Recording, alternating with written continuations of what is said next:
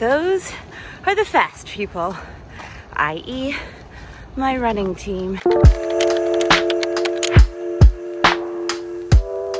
This guy kept us both awake all night long. Now he's fast asleep.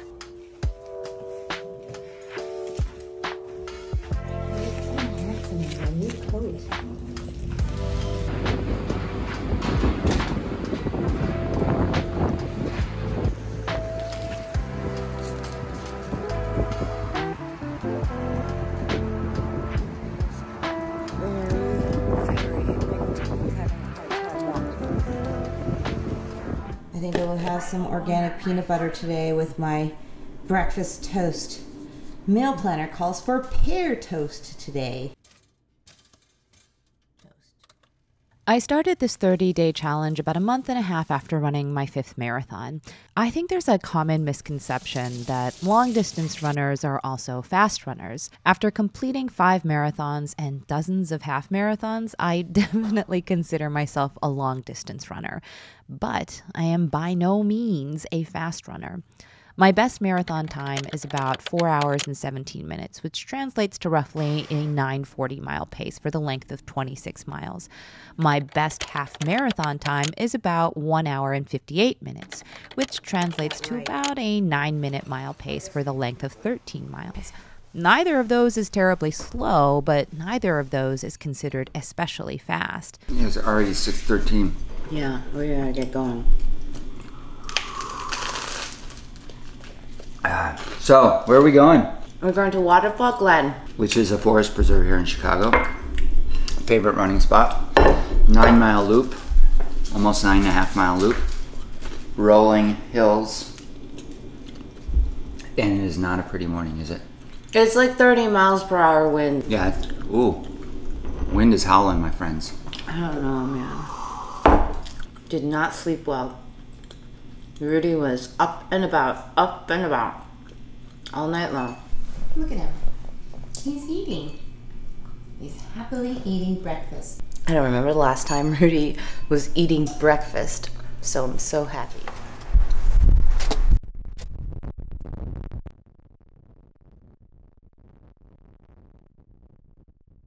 Okay, we are on our way to Waterfall Glen. It is so windy outside. I'm not sure. Hopefully the wind will get better by the time we get there. It's a little bit farther from the lake. Yeah. It's been a minute since I've been to Waterfall Glen.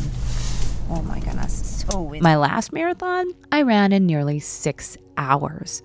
There was a part of me that was really embarrassed about that time, how slow I'd gotten. But that small shard of shame was buried in a mountain of relief. Relief that I'd actually crossed the finish line and didn't DNF. Relief that I could put the race behind me and focus on more fun things, like my book tour. All right, I'm ready to start here at Waterfall Glen, 9-mile run. Totally unprepared. I didn't bring any of my things. I'm borrowing my husband's hat and gloves, and I didn't bring my AirPods.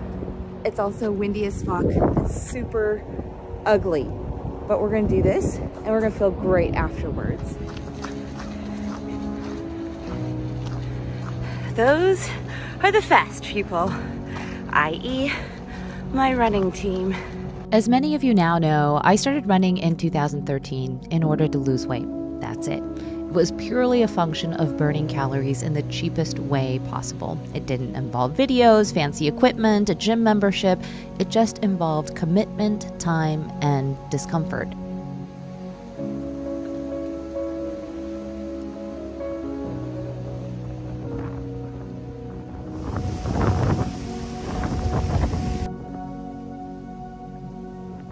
I hated running. Back when I was 12 years old and I found out we had to run for 20 minutes straight for gym class, I was so upset I actually had a panic attack, passed out during 4th period woodshop class, and had to be carted off to the emergency room.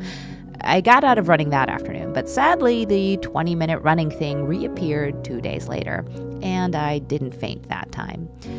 I don't want to repeat what I've already shared before, but I will sum up that in 2013, my first run consisted of a 0.75 miles along the lakefront path, and I was so out of breath I had to stop and rest a few minutes at the turnaround point. But I came back to my apartment, got into my elevator, cheeks flush, heart still thumping, and I was proud of myself. Proud of myself for doing something I hated for what I deemed to be my own health. I stuck to the running thing a few times a week, and eventually 0.75 miles turned into a full mile. Then 2, 3, 4, 5, 7, 9, 10, 12. I ran my first half marathon in 2016 in Naperville, Illinois. And as I crossed the finish line, I knew my next big race would be the full marathon. And sure enough, I ran my first marathon, the Chicago Marathon, in the fall of 2017. I finished my run, 9 miles. This was actually a very nice run. I'm starving, but it's just beautiful. The wind was a bit much at times, but nothing like overwhelming. Overall, it was just fantastic. I feel so great about it. I'm excited about training for my half marathon. There are a lot of things that happen when you cross the finish line of your first marathon. One is the aforementioned sense of relief. Relief that you made it, and relief that it's over, because the race really can't be contained within just those 26 miles. It's the months of training leading up to the start line, the hundreds of miles you've logged even before towing that line, the good runs, the bad runs, the times you doubted you'd ever be able to finish, the little nicks and aches along the way, the birthday parties you showed up to half asleep because you had to run 18 miles that morning, the brunches you had to decline because the schedule called for 21 miles, the dinners you ate by yourself because the only time you could fit your training run in was the couple of hours between work and sleep. So when you cross that finish line, you're not just looking back at the 26 miles. No, your gaze reaches so much farther back. So I bought this jacket, a winter coat from this brand called For All Kind. It's a vegan brand. It's super warm coat. But the best thing about it is you get these 2 free like knits that are also vegan when you buy this particular coat, and I've been wearing these every single day. They're super comfortable and they're really like very flattering, and I like them a lot. Very nice. Hello, mister. Do you remember that time at 2 in the morning when you woke me up for some water? Oh no, you don't remember. Do you remember the time at midnight then when you woke me up for some water? Oh, you don't remember. Okay. Do you remember that time at 5:30 in the morning when I had to get up and you refused? You remember that? Well, I have that on videotape, so we can go over that in case you forgot. Ah, yes. It is the weekly rummage of the sock drawer, because I have earned cute socks after running, let's see, a 24-mile week. What do you think about these? About this? Yeah? No, they're not that like comfortable. I want comfortable socks. I'm running low on comfort socks. I think I'm gonna go with these pink socks. Yeah. Nice. Oh, we will delight in a post-long run overnight oat parfait. This is Anthony's recipe. I'm going to be making it.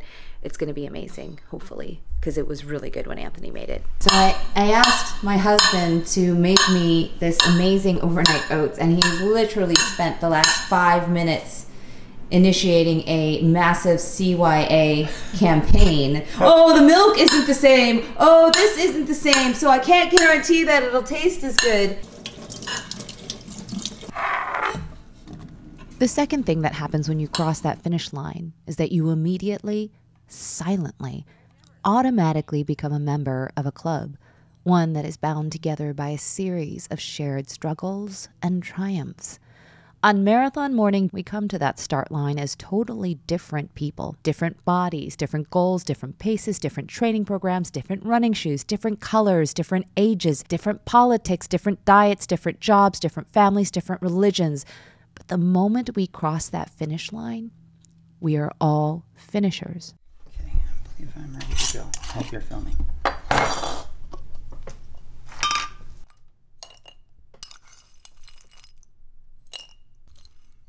As I've talked about before, I am incredibly, embarrassingly competitive. I am that girl who wrecked a dozen tennis rackets because she kept hurling them at the ground when she lost a match. I am that girl who avoids playing board games and video games because it brings out a side to her she'd rather hide. And I am that girl who, when she started a YouTube channel, grew depressed when her videos didn't do as well as or better than her peers. So, why do I keep running? An activity at which I'm decidedly mediocre, where I'm often not just middle of, but far behind the pack.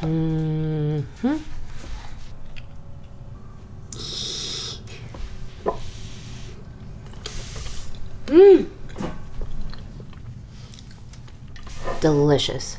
Running, particularly running long distance, offers enough in and of itself that winning doesn't need to be a part of the equation. Unlike tennis or Mario Kart, the main objective isn't to beat your opponents. For me, at least, running is about fellowship, that nod of recognition as you pass another runner on the path, recognizing not your name or your face, but the other markers to your identity, the sound of your footsteps on the road, the sweat streaking down your cheeks in summer, the tiny icicles hanging off your eyelashes in winter, the audacity of wearing shorts in 30 degrees, and the humility of letting yourself be passed again and again and again. Because we know it isn't about who can run the fastest or even who can run the longest, but the fact that we are on this road together and there's space enough for all of us.